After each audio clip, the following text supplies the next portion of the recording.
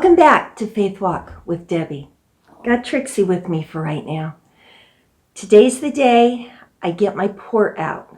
17 months ago, I got this port, this hard thing under my skin, put in to help make my infusions and chemos a lot easier to be put into my body so I didn't have to have an IV every time. So today, the same doctor is going to be removing it. And I just wanted to share with you what I look like beforehand, and I will update you after I get the port taken out. Yesterday, I had the procedure to take the port out, and I had a lot of people praying, and I thank God it went better than what I had thought. The problem was I had memories of all these procedures I've had. I couldn't remember a lot of the nitty-gritty, but I know I hated the numbing needles. And because they was only having to numb where the port was, not up at this other incision like they did when they installed the port, I only had one really bad numbing needle pain, which lasted maybe 5 to 10 seconds, but it really hurt. Then after that, pretty much all I felt was just like pressure. I could tell that they were doing something. But because I get claustrophobic, I asked if they could again put oxygen like close to my nose so I could feel the movement. But they also had my face mask on at the time, and I go, is there anything else you can do, because I'm still feeling a little claustrophobic? And thankfully they let me not have to have my mask on during the procedure, but it's probably because they had other paper or material or something over me so that I wouldn't be able to see what they were doing. And so the procedure ended up going really well. The one thing that really helped, well, no, two. You can play music during the procedure, and so I had them have K-Love on. So I had Christian music, so every once in a while I would hear the words from it, and that helped. But the doctor, I tell you, if you are ever at Reed and have to have a procedure in this particular area, I highly recommend Dr. Teng. And it's T-E-N-G. He is good. This is the third time I've had him. And he and I probably talked about 90% of the procedure, about different things, and it really helped to calm me. So I got done, and then they put this big bandage on. Oh, I forgot to tell you, it took about 30 minutes for him to stitch me up really good so it didn't show. And the first time he had done it, the incision, you pretty much couldn't hardly tell where it was. So he stitched me up really good. Took about 30 minutes to do that.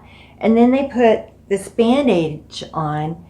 And another thing that really fascinated me, and just to explain, the port had been here, and there was a tube running under my skin up to about right here, and the tube went in the vein. I think it's ventricle vein is what it's called.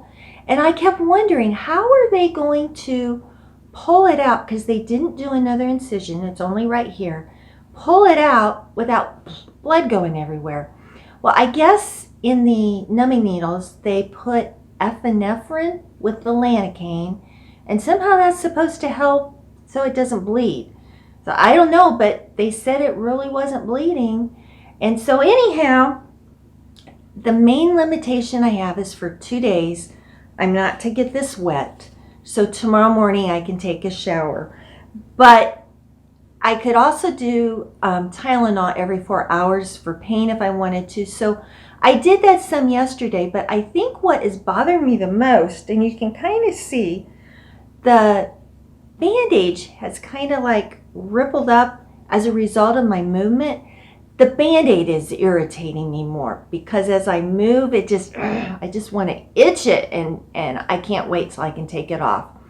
The other main limitation I have is I'm not supposed to take and lift anything for about a week, which is kind of frustrating because I go twice a week for the Oncology Cancer Fit exercise program. And so basically they said I can only exercise from the waist down. I shouldn't exercise from the waist up, like this, because it could take and pop the stitches that they did. So I have to wait a week for that. Also, another thing I was frustrated with, we're doing a remodel project at home. And even though I couldn't lift, I thought, oh, well, I could use the saw. And the doctor said, no, he doesn't want to take any chances of the sawdust getting into it. Which doesn't quite make sense, but I'll do what he said because another thing I forgot to say is they stitched it, but then they put glue over the incision. So I'm thinking, how can the glue, the sawdust get down through the glue? But oh well, I'll obey doctor's orders.